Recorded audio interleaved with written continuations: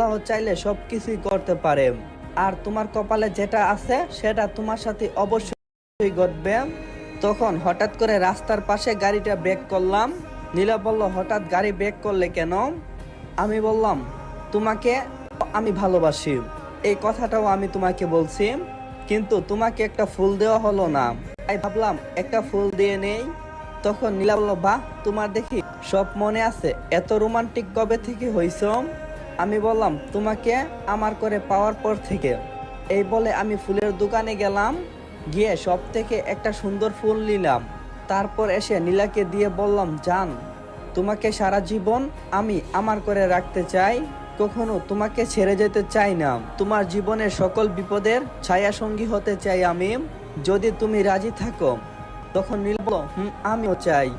এই বলে নীলা আমাকে পাগলের মতো জড়িয়ে ধরল আর এলোপাতাড়ি আমার কপালে কিস করতে লাগলো। আমি বললাম, হইছে হইছে, খুশিতে চোখ দিয়ে পানি পড়ছে। আসলে নীলা মেয়েটা অনেক মিশুক আর অনেক মায়াবী। যেদিনের পর থেকে ওকে দেখছি, মানে ওর চেহারার দিকে তাকানোর পর থেকে যেন আমার মনে কোনো এক মায়া কাজ করত, কিন্তু সেই মায়াবিনীর জন্য কখনো তাকে কোনো কিছু বলতে পারিনি, কারণ আমি আজও মায়াকে কিছুটা হলেও ভালোবাসি। এসব ভাবছি। তখন নীলা বলল, এই কান্না করছো কেন? জানো তোমার চোখের পানি আমি দেখতে পারি না। আমি বললাম, এই পাগলি, আমি কই কান্না করছি, এইটা খুশিতে বের হয়ে গেছে। নীলা বলল, হয়েছে, আর কতক্ষণ এভাবে দাঁড়িয়ে থাকবে? চলো শপিং করতে যেতে হবে। এই বলে আমরা শপিং মলে গেলাম। এদিকে নিলয় আর জান্নাত, নীলার পরিবার আমাদের বিয়ের সব কাজ করছে। নিলয় জান্নাতকে বলল, জান্নাত, তোমাকে একটা কথা বলি। জান্নাত বলল, বলো।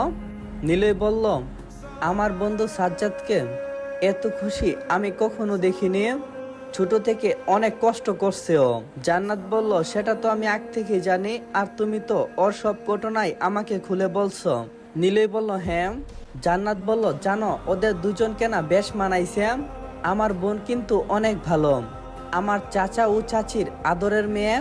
নিলয় বলল, তা ঠিক বলছো, আমি চাই ওরা ভালো থাকুক, আর আমাদের সম্পর্কে তো এখন এক বন্ধু আরেক বন্ধুর ভাড়া এবং দুলাভাই হয়ে গেলাম, এটা নিয়ে হাসি ঠাট্টা করছি। আর অন্যদিকে নীলার বাবা নীলার মাকে উদ্দেশ্য করে বলে উঠল, শোনো, এদিকে আসো, তোমার সাথে কিছু কথা আছে। নীলার মা বলল, বলো, কি বলতে চাও? এত কাজ পড়ে আছে। নীলার বাবা বলল, শুনো, আমাদের একমাত্র মেয়ে হলো নীলা। নীলার মা বলল, সেটা তো আমি জানি, তো কি হয়েছে? নীলার বাবা বলল, দেখো, আমি আমার মেয়ের দিকে তাকিয়ে সবকিছু মেনে নিয়েছি, আর তা না হলে। নীলার মা বলল, বলো কেন, কি হয়েছে আবার? নীলার বাবা বলল, আমি ওই ছেলের হাতে কিভাবে আমার মেয়ের হাত তুলে দেব, যার কোনো অস্তিত্ব নেই, সে একটা এতিম, যার কোনো বংশ নেই, না আছে কোনো বাবা মা, না আছে কোনো ভাই বোন। আমি তো চাইলে আমার মেয়ের হাত ওই ছেলের হাতে কখনো তুলে দিতে পারি না। নীলার মা বলল, তুমি এসব কি বলছো? সাজ্জাদ ছেলে হিসাবে অনেক ভালো, তাছাড়া আমাদের নীলাও তো ওকে পছন্দ করছে, আর নীলও তো বলেছে সাজ্জাদ ভালো কাজ করে, আমাদের মেয়ে নীলাকে খুব ভালো রাখবে। নীলার বাবা বলল, আরে রাখো, তুমি এসব কথা ভালো দিয়ে কি হবে, যদি ছেলের পরিবার বলতে কোনো কিছু না থাকে, আমি সমাজের মানুষের কাছে কি বলবো যে আমি একটা এতিম ওনাদের কাছে আমার একমাত্র মেয়েকে তুলে দিয়েছি। তো এইখানে একটা কথা বলি, যারা আমার গল্প শুনেন তাদেরকে বলছি, আমাদের সমাজে এমন অনেক বাবা মা আছে যারা মেয়েদের জন্য বেশি ভালো খুঁজতে গিয়ে পরে তাদের মেয়েকে জলে ভাসিয়ে দেয়। যদি সহজভাবে মেনে নেই তাহলে অনেক জীবন সুন্দর হতে পারতো তাদের। যাক, অনেক কথা হলো, গল্পে ফিরে যাওয়া যাক। তখন নীলার মা বলল, তোমার যদি সমস্যা হয় তাহলে তুমি কি তোমার মেয়েকে বলছো? নীলার বাবা বলল, তুমি তোমার মেয়েকে বলবে যখন বাসায় আসবে, আমি যেটা বলছি সেটাই করবে, মনে থাকে যেন। তখন নীলার বাবা সেখান থেকে চলে যান। তারপর নীলার মা তার মতো করে কাজ করতে থাকে। এদিকে নীলা এবং সাজ্জাদ শপিং করছে। তখন একটা লাল বর্ণের জামা দেখতে পেল, তার সাথে নীলাকে বেশ মানাবে। নীলাকে বললাম, নীলা, চলো না, ওই দোকানের ওই জামাটা না তোমাকে অনেক সুন্দর লাগবে। নীলা বলল, তোমার তো দেখি পছন্দ খুব ভালো, আচ্ছা চলো।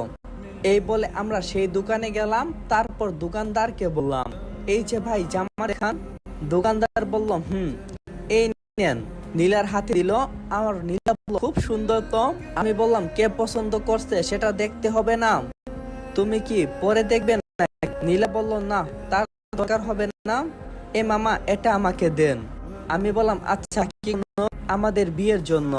নীলা দোকানদারকে সবগুলো পছন্দের মতো জামা নিয়ে নেই এবং টাকা পরিশোধ করে দেই। বিয়ের সব শপিং শেষ, এবার চলে আসবো।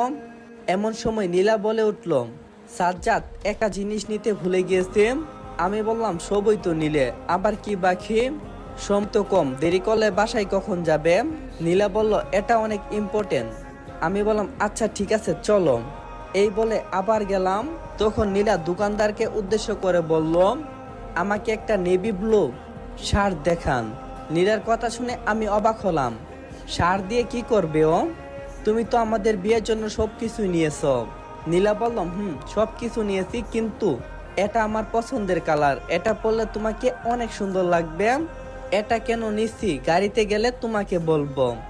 তারপর আর কি করা, শার্ট নিয়ে আবার বের হলাম। এমন সময়